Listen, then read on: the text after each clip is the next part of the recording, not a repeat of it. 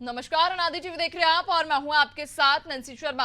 और चलिए बुलेटिन की शुरुआत करेंगे इस वक्त की बड़ी खबर के साथ, जहां बीजेपी ने अपने प्रत्याशियों की सूची जारी कर दी है। इधर यूपी से बीजेपी के 2 उम्मीदवार घोषित हो गए हैं। वहां रायबरेली से दिनेश प्रताप प्रत्याशी बनाए गए हैं, जबकि कैसरगंज से ब्रजभूषण सिंह को उनका टिकट काटा गया है। कैसरगंज से करण भूषण सिंह को टिकट दिया गया है। आपको बता दें कि बीजेपी ने अपनी प्रत्याशियों की ये सूची जारी की और इसमें 2 यूपी से बीजेपी ने अपने उम्मीदवारों के नामों का ऐलान कर दिया है। रायबरेली से दिनेश प्रताप सिंह बीजेपी के अब उम्मीदवार होंगे, तो वहीं कैसरगंज से ब्रजभूषण सिंह का टिकट कटा है। कैसरगंज से करण भूषण सिंह को टिकट दिया गया। तो यह बड़ी खबर, जहां आपको बता दें बीजेपी ने अपने प्रत्याशियों की सूची जारी की और इस सूची में जहां 2 नामों का ऐलान किया है, अपने 2 प्रत्याशियों के नामों का ऐलान किया है पार्टी ने। ये 2 नाम उत्तर प्रदेश से हैं, जहां पहला रायबरेली से प्रत्याशी घोषित किया गया, तो वहीं कैसरगंज से ब्रजभूषण सिंह का टिकट काटा गया। बीजेपी ने अपनी ये सूची जारी की। इस सूची में 2 नाम शामिल हैं। रायबरेली से दिनेश प्रताप सिंह बीजेपी के उम्मीदवार के तौर पर चुनावी मैदान में आ खड़े।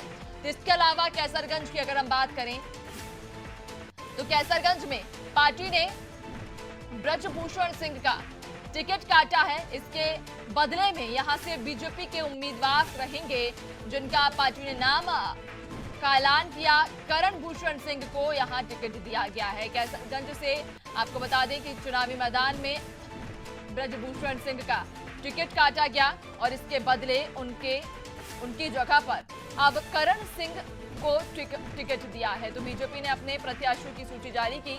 इस सूची में 2 नाम शामिल हैं, जो कि यूपी से ये 2 नाम रहेंगे। आपको बता दें कि रायबरेली से दिनेश प्रताप सिंह, जो कि बीजेपी के उम्मीदवार हैं। इसके अलावा कैसरगंज से करण भूषण सिंह को टिकट मिला कि जो कैसरगंज है, यहां से ब्रजभूषण सिंह का टिकट काटा गया और उनकी जगह पर अब करण भूषण सिंह को टिकट दिया गया है। बड़ी खबर, जो आपको बता दें कि बीजेपी ने अपने प्रत्याशियों के नामों का ऐलान कर दिया और रायबरेली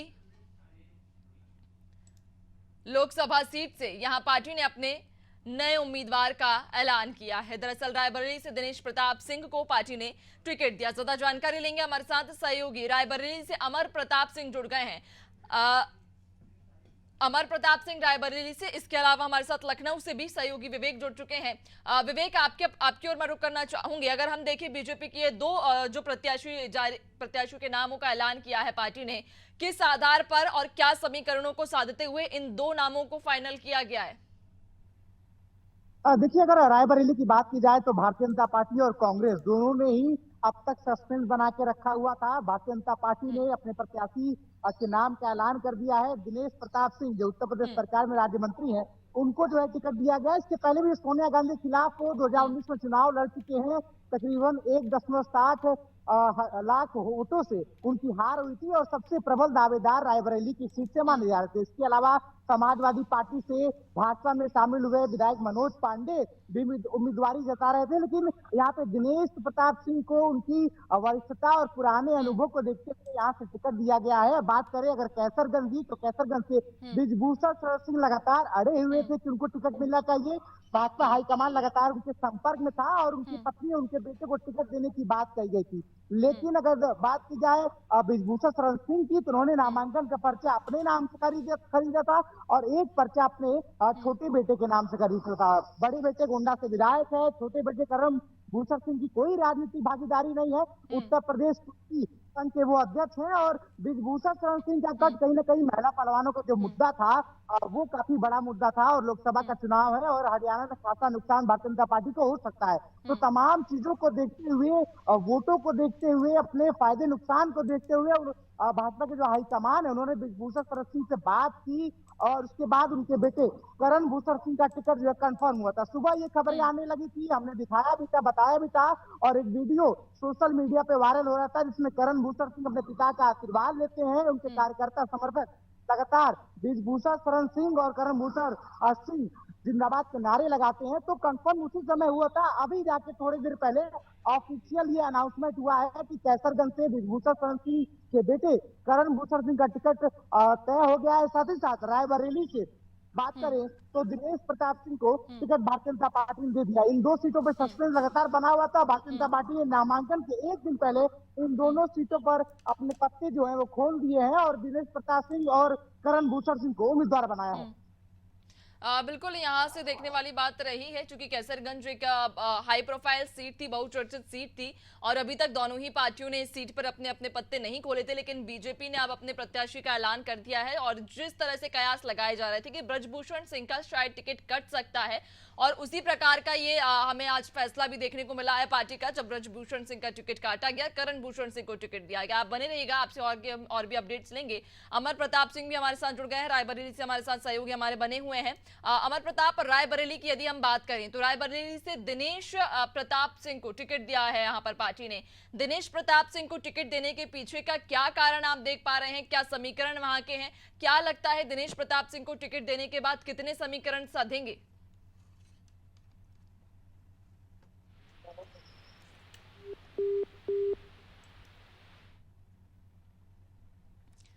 तो फिलहाल संपर्क हमारा टूट गया है। एक बार फिर से संपर्क साधने की कोशिश करेंगे हम हमारे सहयोगी से। आपको बता दें कि बीजेपी ने अपने ये दो उम्मीदवारों की सूची जारी की है, जिसमें रायबरेली और कैसरगंज, ये दो ही उम्मीदवार उत्तर प्रदेश के हैं।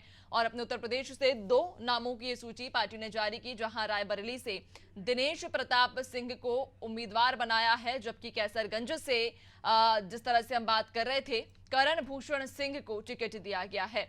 और एक बार फिर से हमारे सहयोगी जुड़ चुके हैं अमर प्रताप। जो मेरा सवाल था आपसे कि अगर रायबरेली से हम देखें तो यहाँ पर दिनेश प्रताप सिंह को बीजेपी ने अपना उम्मीदवार बनाया है, क्या आप देख पा रहे हैं वहां पर क्या समीकरण ऐसे रही कि दिनेश प्रताप सिंह को टिकट दिया गया, और उन्हें टिकट देने के बाद में क्या लगता है कितना बदलाव होगा? जी, दिनेश प्रताप सिंह उत्तर प्रदेश सरकार में राज्य मंत्री स्वतंत्र प्रभार हैं और दिनेश प्रताप सिंह 2019 में सोनिया गांधी के सामने चुनाव भी लड़ चुके हैं। तो दिनेश प्रताप सिंह ने सोनिया गांधी के अंतर को, सोनिया गांधी यहाँ से 5 बार सांसद रही हैं लगातार, लेकिन सोनिया गांधी के 2019 के चुनाव में दिनेश प्रताप सिंह ने उनके जीत का अंतर कम कर दिया था। महज 1,67,000 के अंतर से सोनिया गांधी चुनाव जीत पाई थी, जिसी को देखते हुए भारतीय जनता पार्टी ने दिनेश प्रताप सिंह को यहां से अपना प्रत्याशी बनाया है। दिनेश प्रताप सिंह रायबरेली के कद्दावर नेताओं में है और वो उत्तर प्रदेश सरकार में राज्य मंत्री स्वतंत्र प्रभार है।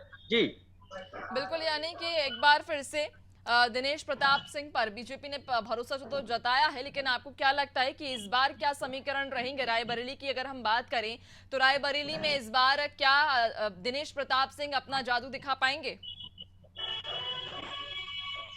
जी, दिनेश प्रताप सिंह रायबरेली में दिनेश प्रताप सिंह जमीनी नेता हैं। रायबरेली में दिनेश प्रताप सिंह ने काम किया है, तो कहीं ना कहीं भारतीय जनता पार्टी के लिए दिनेश प्रताप सिंह एक मजबूत उम्मीदवार है और लगातार सोनिया गांधी को कड़ी टक्कर पिछले चुनाव में दी थी। और दिनेश प्रताप सिंह के सामने, क्योंकि रायबरेली गांधी परिवार का गढ़ माना जाता रहा है और गांधी परिवार के, नेहरू गांधी परिवार के कई सदस्य यहाँ से लगातार सांसद रहे, तो कहीं ना कहीं सोनिया गांधी को रायबरेली में कड़ी टक्कर दिनेश प्रताप सिंह, सोनिया गांधी की जिस सीट पर कांग्रेस का जो प्रत्याशी आएगा उसको कड़ी टक्कर कहीं ना कहीं दिनेश प्रताप सिंह से इस चुनाव में मिलना तय है। बिल्कुल, यानी कि एक तरह से कह सकते हैं सोनिया गांधी को जब सोनिया गांधी के साथ में जब दिनेश प्रताप सिंह ने चुनाव लड़ा था, उनके अगेंस्ट में जब चुनाव लड़ा था, तो वो मार्जिन बहुत कम कर दिया था। और इसी भरोसे के साथ में अब पार्टी ने उन पर दूसरी बार भरोसा जताया है और उन्हें टिकट दिया है। खैर देखने वाली बात होगी 4 जून को जब नतीजे आएंगे कि आखिर किस प्रकार का यहाँ पर नतीजा रहा है। एक बार फिर से मैं लखनऊ की ओर रुक कर लेती हूँ। विवेक हमारे साथ लगातार बने हुए हैं।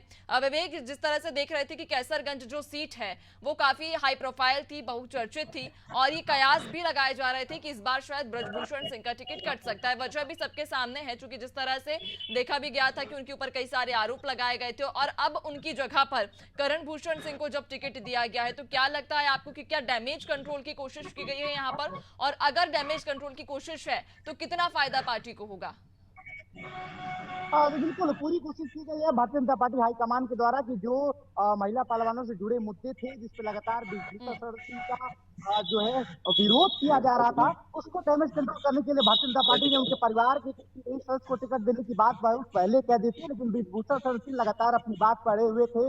टिकट न मिलने के बावजूद वो लगातार रैलियां कर रहे थे और खुद को एज ए उम्मीदवार प्रत्याशी जो है एज ए कैंडिडेट वो वहां शो कर रहे थे, लोगों से जनसभा कर रहे थे, बड़े बड़े रैलियां कर रहे थे। और जिस तरीके से आज एक कंफर्मेशन हुआ है, आज अमित शाह का उत्तर प्रदेश का दौरा है, शाम को राजधानी लखनऊ में रहेंगे, संगठन और पार्टी के लोगों से बातचीत करेंगे और अवध क्षेत्र से लेकर तमाम सीटों पर चर्चाएं करेंगे। तो एक सीट जो हॉट सीट मानी जा रही थी महिला पहलवान के मुद्दों के बाद कैसरगंज की सीट, उस पे जो है हाईकमान ने अपनी मुहर लगा दी है। करण भूषण सिंह, जिनकी कोई राजनीतिक भागीदारी नहीं है, उनको जो है वो टिकट मिला है। बात करें तो उनके पीछे बैकअप करण सिंह का ही होगा और टिकट ये भारतीय जनता पार्टी के खाने में ही मानी जा रही है। समाजवादी पार्टी ने अब तक इस सीट से कोई प्रत्याशी का ऐलान नहीं किया है, जबकि 3 लोगों ने समाजवादी पार्टी से नामांकन का पर्चा खरीदा है। अगर वहीं रायबरेली की बात करें तो सोनिया गांधी वहां से लगातार सांसद रही है। अमेठी और रायबरेली एक समय ऐसा था जब कांग्रेस का दुर्ग माना जाता था। पिछली बार अमेठी का दुर्ग भेज दिया गया भारतीय जनता पार्टी ने, और इस बार गांधी परिवार के अगर कोई रायबरेली के चुनाव नहीं लड़ता है तो इस बार भी उम्मीद है कि भारतीय जनता पार्टी कांग्रेस के रायबरेली के दुर्ग को भेज देगी। बिल्कुल देखने वाली बात रहेगी विवेक कि आखिरकार जनता किसे अपना प्रतिनिधित्व देती है, किसे चुनती है, किस पर भरोसा जनता जताएगी, 4 जून को स्पष्ट हो जाएगा। बहुत शुक्रिया आप दोनों का ही जानकारी साझा करने के लिए। तो आपको बता दें कि बीजेपी ने अपने 2 उम्मीदवारों के नामों का ऐलान कर दिया। इनमें रायबरेली और कैसरगंज लोकसभा सीट शामिल हैं, जिनमें रायबरेली से दिनेश प्रताप सिंह को बीजेपी ने अपना उम्मीदवार बनाया है, अपने उम्मीदवार के तौर पर चुनावी मैदान में उतारा है। जबकि कैसरगंज की अगर बात करें तो यहाँ पर ब्रजभूषण सिंह का टिकट काटकर उनके बेटे करण भूषण सिंह को टिकट दिया है।